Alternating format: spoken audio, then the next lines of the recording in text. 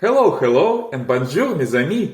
I'm Peter, and here I'm telling you stories about the most interesting European cars of the 80s and 90s. Today we are talking about the best handling French family car of the 90s, the Citroen Xantia. But before we start, don't forget to subscribe to my channel and hit the bell button to never miss a new video. And if you already subscribed, thank you so much! Now let's get to the car. The Citroen Xantia was produced from 1992 to 2001 in France, and then from 2001 to 2010 in Iran under Peugeot Citroën license. There was also a limited production in China in 1996 and 1997. According to different sources, the total quantity of cars produced in France was either 1.5 million or 1.2 million, but anyway, it was a relatively large number. The name Xantia, with an ancient Greek pronunciation of the letter X, doesn't mean anything specific. It was derived from a Greek word xanthos, meaning golden, blunt, or light, and from the same name of an ancient Greek city. Citroën for some reason actively used the letter X in the names of most of its cars in the 80s and 90s. AX, BX, CX, ZX, XM, which I have another video about, Xantia, and later Zara. I couldn't find any reliable information on why exactly the name Xantia was elaborated and selected, but it was nice and I think it fits the car. The Xantia was a replacement for the Citroen BX, produced from 1982 to 1994, which was a good and interesting car, but already outdated at the beginning of the 90s. Like many other Citroens, the BX was a quirky car with many unusual features like a weird but nice instrument cluster or a rocking turn signal switch. I will make a video about the BX in the future, but maybe not this year. The Xantia was a more conventional car than the BX and didn't have so many unusual solutions inside, but it still did have some interesting features. The Xantia was a part of a large strategic model line update of Peugeot Citroën in the 90s, and shared many ideas with the bigger Citroen XM, like a hydropneumatic suspension, for example. Another part of that strategy was sharing platform between Citroen and Peugeot cars, so a simplified platform of Xantia was later used for making the Peugeot 406 in 1995. The design of the Xantia was created by Bertone Studio. There is no information on who exactly designed the car, but I believe that this project had to be led by Marc Deschamps, who was the design director of Bertone at that time. It was a mid-sized family car with some resemblance of the simplified appearance of the XM and BX. It combined a relatively sharp shape of the body in whole with softer curves of angles of individual body panels. The result looks simple but nice, and it aged surprisingly well. It doesn't look ugly even today. And of course there were traditional symmetrical arches of rear wheels, a signature feature of Citroën cars since the Citroen DS. There were two body options. The first and most common body was a 5-door hatchback, or liftback if you like. It looked like a 4-door sedan, which should attract a more conservative audience.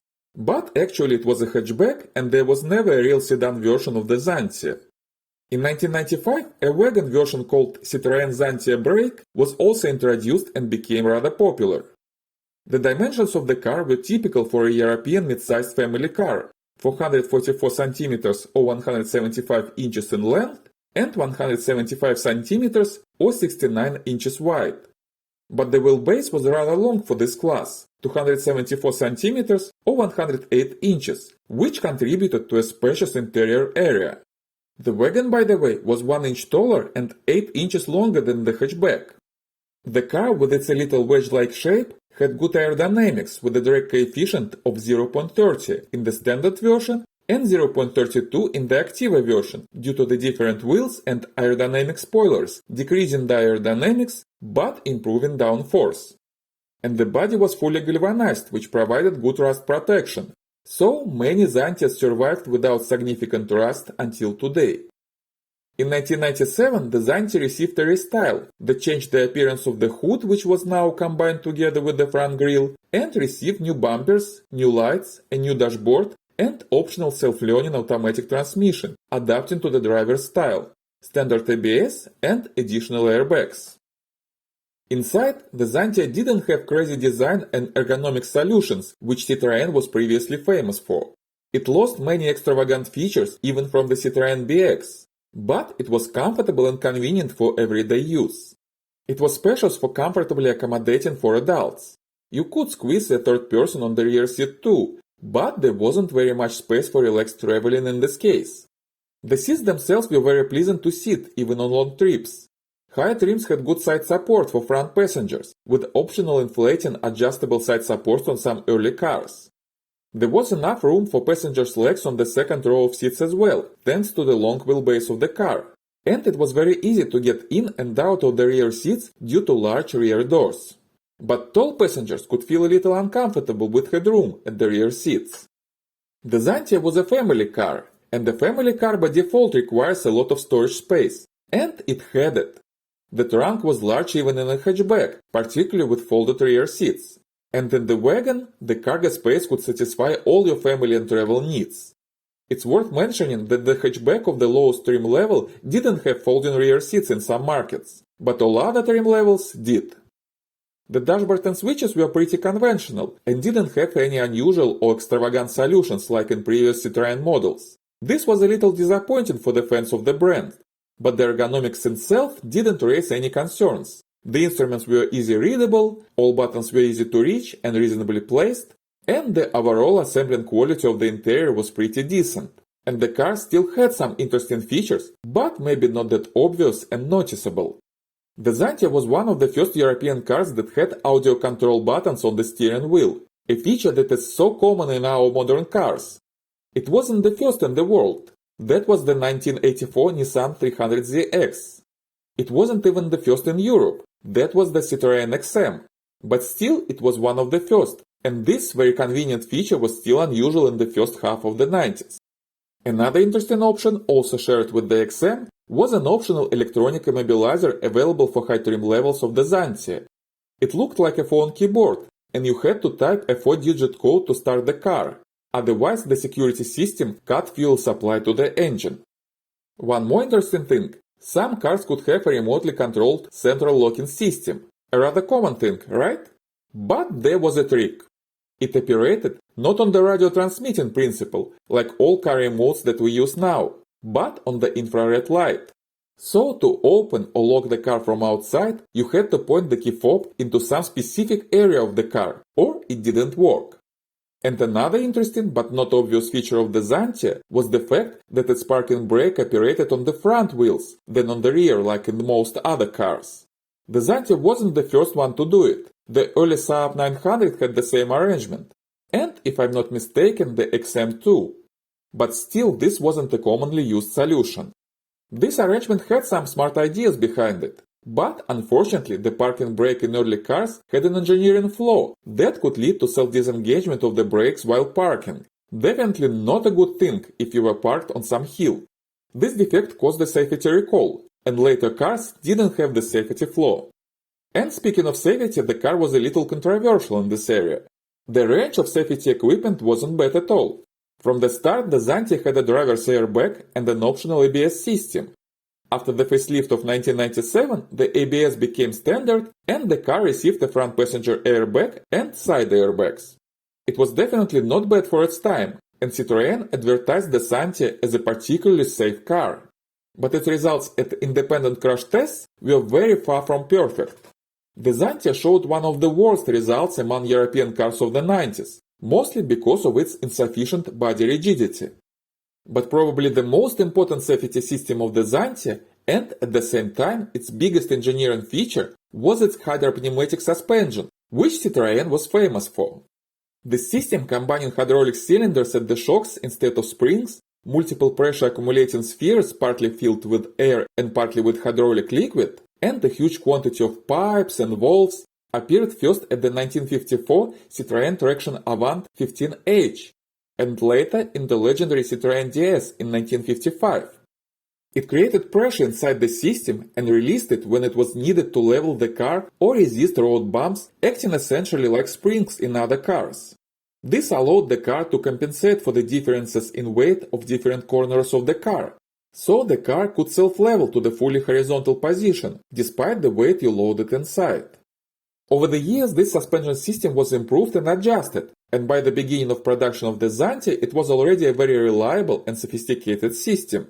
It was practically the same system as was used in the XM, but with its own improvements and features on some trim levels of the Xantia. The suspension had 4 levels of height that could be chosen by the driver using the selector near the gear shifting lever. The lowest setting was used only for parking and releasing pressure from the system.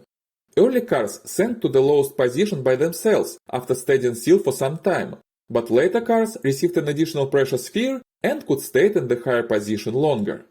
Then there was a normal driving position of the suspension. The third, slightly elevated position was intended for bad roads, and the last, highest position was used only for maintenance and changing wheels.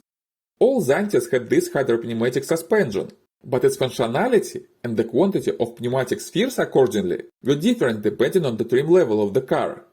Cheapest cars had a simple hydropneumatic suspension with self-leveling function, but constant stiffness of the suspension. High trim levels had the Hydroactive 2 adaptive suspension that changed its firmness depending on the speed. It was soft at slow speeds and firm on highways. It also prevented excessive body roll and decreased leaning of the car in corners. But the most interesting system was used in the performance version of the Xantia called Activa that was produced in a quantity of 18,000 cars. In addition to the adaptive suspension, it had active anti-roll bars. Speaking very simply, the Activa had additional hydraulic cylinders located on the diagonal corners of the car. When the body of the car leaned in corners, those cylinders extended and pressed on the anti-roll bars, compensating for the body roll and preventing the car from leaning. As a result, the Activa had virtually no body roll and kept a fully horizontal position even in fast corners, as a Formula 1 cars or some kind of a flying car. It actually cornered faster than many supercars because of this, and that was a family hatchback. When the Activa version appeared in 1995, Citroen launched a commercial in car magazines, showing 2 cars in a corner and proposing to guess which car was standing still and which one was cornering at 60 miles per hour. And you probably couldn't distinguish between the standing and driving cars. That's how incredibly good that system was. The Xantia Activa still holds the record for the fastest passing of the Moose test with 85 km or 53 miles per hour, leaving behind even Porsche. The usual Hydroactive system didn't have that magic ability, but it still decreased the body roll very significantly, and the car didn't lean in fast corners as much as any other family car. Well, except for the BMW M5 maybe, if we are brave enough to consider it a family car. By the way, the Xantia was the last Citroen car that used the same shared hydraulic circuit for suspension, steering and brakes, like the DS. All later cars, like the Citroen C5 that replaced the Xantia, and the C6 that was a successor to the XM, used separate hydraulic circuits for those systems. As a result, the Xantia provided an unusual feeling of the brake pedal, something similar to pneumatic brakes on large trucks, and this required a slight adaptation of driving style. But the brakes themselves were very good, and car stopped perfectly. During its production run, the Citroen Xantia had 18 engine options, 10 gasoline and 8 diesel engines. But not all engines were available on all markets where the Xantia was sold. The weakest gasoline engine was an inline 4-cylinder naturally aspirated 1.6-liter engine that produced 87 horsepower, a top speed of 175 km or 109 miles per hour, and 0 to 60 miles per hour in 13.4 seconds. Then there were several 1.8-liter engines with power output from 99 to 109 horsepower. Then another 4-cylinder engine but with 2-liter displacement, providing 121 horsepower, a top speed of 198 km or 123 miles per hour, and 0 to 60 in 10.1 seconds. Another naturally aspirated 2-liter engine had 16 valves, 4 valves per cylinder. Speaking very simplified, more valves get more air into the cylinder, and more air means more power. So this engine produced at first 148 horses with a top speed of 213 km or 132 miles per hour and 0 to 60 in 9.6 seconds. Later, its power was reduced to 133 horsepower, which slightly negatively influenced the dynamics. When the Activa version appeared in 1995, it received a 2-liter 4-cylinder turbocharged engine, producing 148 horsepower, a top speed of 213 km or 132 miles per hour, and 0 to 60 in 9.5 seconds. Not the fastest in the world, but the superpower of Activa was not in its acceleration, but in its cornering. The situation slightly improved in 1997, when the Activa received a naturally aspirated 3-liter V6 engine with 191 horny ponies, a top speed of 230 km or 143 miles per hour, and 0 to 60 in 8.2 seconds. Diesel engines were represented with a range of naturally aspirated and turbocharged 1.9-liter 4-cylinder engines with the power from 68 to 91 horses, and a very interesting 2-liter turbocharged HDI engine with direct fuel injection.